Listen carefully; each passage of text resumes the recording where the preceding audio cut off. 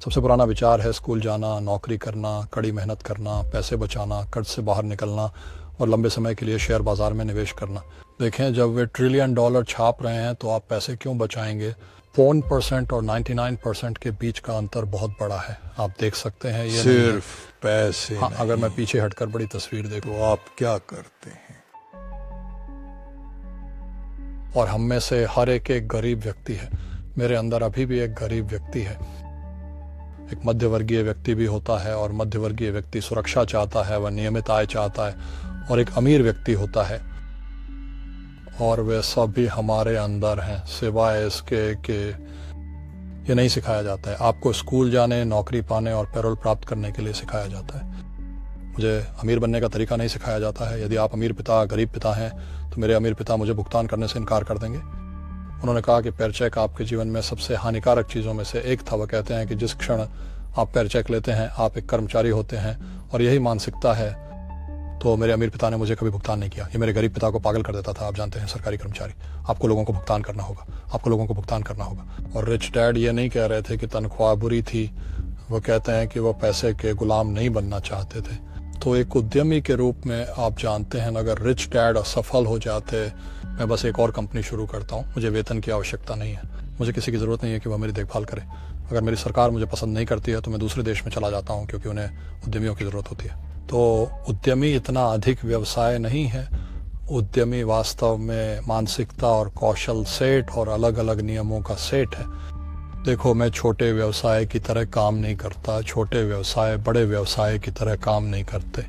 उद्यमिता सबसे पहले एक मानसिकता, फिर एक कौशल सेट और नियम है। चाहे आप एक कर्मचारी हो या एक छोटा व्यवसाय, भूमिकाएं अलग होती हैं, मानसिकताएं अलग हैं, कौशल सेट अलग हैं।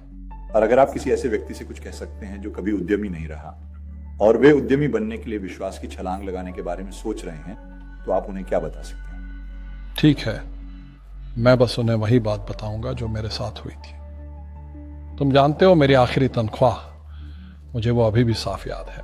ये मेरे जीवन के सबसे खराब और सबसे अच्छे दिनों में से एक था, और मैं प्योर्टो रिको में था। मैं जेरोक्स के लिए काम कर रहा था और मेरे बॉस ने मुझे मेरा आखिरी चेक दिया। ये तनख्वाह नहीं थी, ये बोनस चेक था। मुझे लगता है कि यह लगभग 30,000 रुपये का योग्य था, इसलिए इसमें कोई समस्या नहीं है। तो मुझे ये चेक मिला और मैंने कहा, हे भगवान। तुम जानते हो, मेरा मतलब है कि मैं उत्साहित था, लेकिन मैं भी परेशान था। तो एक और आदमी मेरे पास आता है, उसका नाम जॉन था, और जॉन मुझसे कहता है, वो कहता है, तुम वापस आओगे। मैंने कहा, क्यों? वो कहता है, क्योंकि तुम असफल हो गए। मैंने उसे देखा और कहा, देखो, कुछ गाली गलौज वाले शब्द, क्योंकि यही उसने किया। वो जीरोक्स छोड़कर चला गया, असफल हो गया और वो वापस आ गया। मैंने कहा, देखो, वगैरह वगैरह। आप असफल हुए और आप वापस आए, लेकिन मैं असफल होऊंगा और मैं कभी वापस नहीं आऊंगा, और यही रवैया है। क्या तुम समझ रहे हो कि मेरा क्या मतलब? अगर तुम कहते हो अगर मैं असफल हो गया तो मैं मम्मी और डैडी के पास वापस जाऊंगा, तो यही तुम करोगे। तो अगर आप असफल होते हैं तभी मैं उद्यमी बना, क्योंकि मेरे पास पैसे नहीं थे। सालों तक मेरे पास पैसे नहीं थे। हाँ, मेरे पास तनख्वाह नहीं थी, लेकिन मेरे अमीर पिता ने मुझे यही प्रोत्साहित किया कि जब आपके पास ये वेतन नहीं होता तो आप भूखे समझदार हो जाते हैं, और ये आपके चरित्र की परीक्षा होती है। क्या आप बेईमान बनेंगे? क्या आप बेईमानी करेंगे? क्या आप धोखा देंगे और चोरी करेंगे? या आप एक बेहतर इंसान बनेंगे? तो वास्तव में यही उद्यमी बनने का लाभ है। जब आपके पास कुछ नहीं होता है तो आप वास्तव में पता लगा लेते हैं कि आप कौन हैं। आपको हमेशा बड़ी तस्वीर देखनी होती है। बहुत से लोग देखते हैं, खैर, मेरे साथ क्या होने वाला है। तो जब आप समग्र दृष्टिकोण से देखते हैं तो आप ये भी नहीं जानते कि जब कुछ बुरा होता है तो कुछ अच्छा होने वाला है। लेकिन आपको जो कुछ भी आने वाला है उसके लिए तैयार रहना होगा। अगर आपको लगता है कि अगले 20 साल पिछले 20 साल जैसे होंगे तो आप ऐसा करने जा रहे हैं। आप जानते हैं, जब आप और मैं सुपरमार्केट जाते हैं और दूध का एक कार्टन खरीदते हैं तो हम हमेशा समाप्ति तिथि की जांच करते हैं, लेकिन ज्यादातर लोग अपने दिमाग की समाप्ति तिथि की जांच नहीं करते। कर्ज से बाहर निकलने के बजाय मैं कर्ज में फंस जाता हूं। आप जानते हैं, मैंने अभी 300 मिलियन का कर्ज पुनर्वित्त किया है।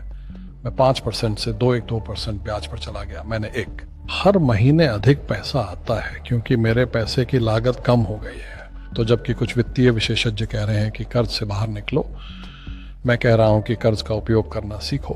तो जब मैं वियतनाम से वापस आया और जनवरी 1976 में मेरे अमीर पिता ने मुझसे कहा कि स्कूल जाओ और रियल एस्टेट में निवेश करना सीखो। ये रियल एस्टेट नहीं था, ये कर्ज और करों का उपयोग करना था।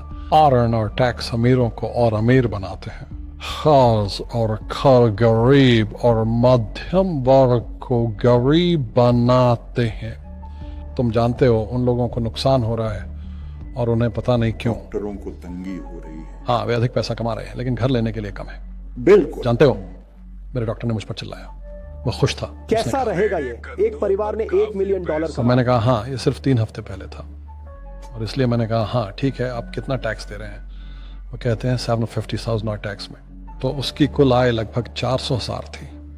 ये बुरा नहीं है, लेकिन जब भी मैं 10 लाख रुपए कमाता हूँ, मैं 10 लाख रुपए अपने पास रखता हूँ और इसका कारण यह है कि मैं ऐसे पैसे के लिए काम करके नहीं कमाता।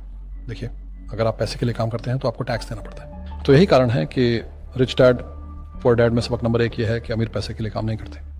इसके बजाय हम उद्यमियों के रूप में व्यवसाय बनाते हैं, हम रियल एस्टेट हासिल करते हैं। मैं शेयर बाजार में निवेश नहीं करना चाहता। तो कारण यह है कि उद्यमी होने के नाते मेरे पास अधिक नियंत्रण है। मेरी आय पर मैं कितना कमाता हूं और मैं कितना टैक्स भरता हूं, और क्योंकि मैं एक उद्यमी हूं और अचल संपत्ति में निवेशक हूं, मैं कोई टैक्स नहीं देता। तो हर बार जब मैं एक उद्यमी के रूप में मान लीजिए 10 लाख रुपए कमाता हूं, तो मैं तुरंत उसे रियल एस्टेट में निवेश करता हूं और 4 से 1 का लाभ पाता हूं। तो मैंने $1 मिलियन रियल एस्टेट में डाले, मुझे 4 मिलियन मिले बैंक के साथ, इसलिए मुझे बैंक पसंद है। लेकिन बैंक सभी को ठग रहे हैं, मैं भयानक हूं, लेकिन ये मेरे लिए अच्छा है। इसलिए आप कहते हैं, जब आप प्रिंट करते हैं तो आपके लिए अच्छा है, लेकिन जब आप प्रिंट करते हैं उन लोगों के लिए बुरा है जो पैसे के लिए काम। क्योंकि जब आप प्रिंट करते हैं तो बचतकर्ता नुकसान उठाते हैं और जो लोग पैसे के लिए काम करते हैं वे नुकसान उठाते हैं। जब वे मुद्रण करते हैं तो कर्जदार अमीर हो जाते हैं। आप देखते हो, कर्ज और टैक्स अमीरों को और अमीर बनाते हैं। मौत और टैक्स गरीब मध्यम वर्ग को और गरीब कर देते हैं।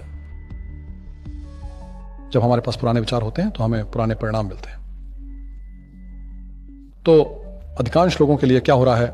स्कूल जाने का विचार, नौकरी पाना, मेहनत करना, पैसे बचाना, पाना, कर्ज से मुक्त होना, आपका घर खरीदना क्योंकि यह एक संपत्ति है, और लंबे समय तक निवेश करना पुराना हो गया है। दुनिया बदल गई है। दुनिया 1961 में तब बदल गई जब राष्ट्रपति निक्सन ने हमें गोल्ड स्टैंडर्ड से हटा दिया और पैसा बन गया। अगर हम स्कूल को हटा दें तो क्या होगा? क्या यह बेहतर होगा अगर हमारे पास कोई शैक्षिक प्रणाली नहीं? मैं कह रहा हूँ कि शिक्षा पहले अधिक महत्वपूर्ण है, ये बस अप्रचलित हो चुकी है।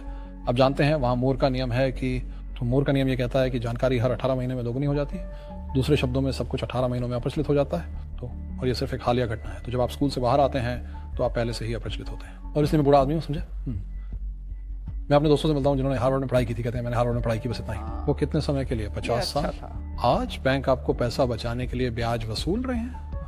दूसरे शब्दों में बैंकों को आपका पैसा नहीं चाहिए, क्योंकि उन्होंने बहुत अधिक प्रिंट किया है। और इसीलिए स्टॉक में ये बुलबुले हैं और रियल एस्टेट में बुलबुले हैं, और ये सब लोग नकदी डाल रहे हैं। क्योंकि जैसा मैंने यहाँ कहा, बचत करने वाले हारे हुए हैं और नकदी बेकार है, और फिर भी लोग। खैर, मैं एक उच्च भुगतान वाली नौकरी चाहता हूँ। खैर, ये एक पुराना विचार है। कर्ज से बाहर निकलना एक पुराना विचार है। आपको कर्ज में रहना सीखना चाहिए, कैसे कर्ज का उपयोग करके अमीर बने, और वे आपको कभी भी करों के बारे में नहीं सिखाएंगे। कारण ये है कि 1% यहाँ बहुत ऊंचे हैं और 99% इस ओर जा रहे हैं। ये इसलिए है क्योंकि जब आप पैसे छापते हैं तो 2 चीजें होती हैं, मुद्रास्फीति और कर। एक क्रशर ले आते हैं। और कोई भी उद्यमी जो सोचता है मैं बस पैसे कमाने जा रहा हूँ, मैं एक व्यवसाय शुरू करूंगा और बहुत सारे पैसे कमाऊंगा, क्योंकि हम जो बात कर रहे हैं उन्हें वास्तव में वास्तविकता का सामना करना पड़ेगा। दोस्त, आप जानते हैं वास्तविक उद्यमी ऐसा नहीं कर रहे हैं। अधिकांश उद्यमी अमेरिका में 28 मिलियन छोटे व्यवसाय के मालिक हैं, 24 मिलियन एक व्यक्ति उद्यमी हैं। उन्हें गैर कर्मचारी उद्यमी कहा जाता है। और यही होता है जब लोग जो एक उद्यमी करता है उससे ज्यादा, तो अधिकांश बड़े लोग स्वरोजगार करते हैं लेकिन वे वास्तव में उद्यमी नहीं होते। स्वरोजगार करने वाले सभी में सबसे अधिक कर चुकाते हैं और कोई उन्हें ये नहीं बताता। हाँ, इसे उद्यमिता की भावना भी कहा जाता है, लेकिन हम वास्तव में जिस बारे में बात कर रहे थे वह ये है कि कोई भी अर्थव्यवस्था खराब नहीं होती।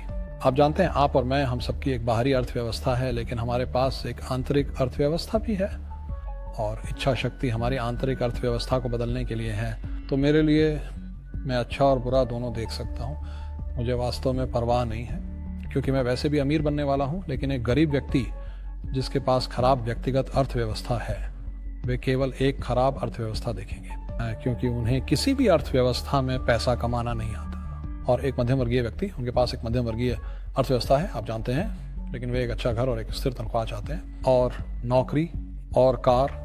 और जब आप उनसे उनकी नौकरी छीन लेते हैं तो यह उनके लिए आपदा है, खैर, चूंकि एक उद्यमी के पास वैसे भी नौकरी नहीं होती, इसलिए यह कोई बड़ी बात नहीं है। तो मैं बस लोगों से वही कह रहा हूँ जो बकी फुलर ने मुझे सिखाया, हमेशा दो पहलू होते हैं, समझे। आप जानते हैं बहुवचन का उपयोग करें, कम से कम दो। इसलिए यदि आपको लगता है कि अर्थव्यवस्था खराब है तो इसका कारण यह है कि आपकी अर्थव्यवस्था खराब है। अगर आपको लगता है कि स्थिर रोजगार महत्वपूर्ण है तो आप एक ऐसी अर्थव्यवस्था देखेंगे जहां नौकरियां नहीं हैं। आपकी अर्थव्यवस्था बनाम बाहरी अर्थव्यवस्था, वहीं आप इसे मैं नियंत्रण कर सकता हूं। हाँ, इसे आंतरिक फोकस बनाम बाहरी फोकस कहा जाता है। तो असली उद्यमी का आंतरिक ध्यान होता है कि अगर वे गिरते हैं तो वे कहते हैं अरे ये अच्छा है क्योंकि मैं और ऊंचा जाने वाला हूं। तुम जानते हो कि औसत व्यक्ति गिर जाएगा तो मैं कुछ प्रोजेक्ट लेने जा रहा हूं, या किसी ने सभी गलतियां की हैं। सभी गलतियां मायने नहीं रखती, सभी गलतियां मायने रखती हैं। इसका मतलब है कि तुम्हें पता नहीं था। लेकिन एक असली उद्यमी, जैसे ही वे गिरते हैं वे हमेशा उठ सकते हैं, वे फिर से खड़े हो सकते हैं और ऊंचा जा सकते हैं। चाहे उनके साथ कुछ भी हो, वे मजबूत, बेहतर, समझदार और खुश हो जाते हैं। लेकिन एक व्यक्ति जिसकी आंतरिक मानसिकता कमजोर होती है, क्या वे इतने डरे हुए हैं कि क्या होता है? यह आमतौर पर होता है। जैसे आप जानते हैं लोग अपनी नौकरियों को खोने से डरते हैं, वे आमतौर पर अपनी नौकरियों को खो देते हैं। मेरा मतलब है तो ये आप कर सकते हैं। हाँ, तो उद्यमी का पहला काम यहाँ अंदर नियंत्रण करना है, बाहर नहीं। जैसे ही आप वो वेतन लेते हैं आप एक कर्मचारी होते हैं, आपको उससे अधिक मजबूत होना होगा। ये अंदरूनी नियंत्रण की बात है।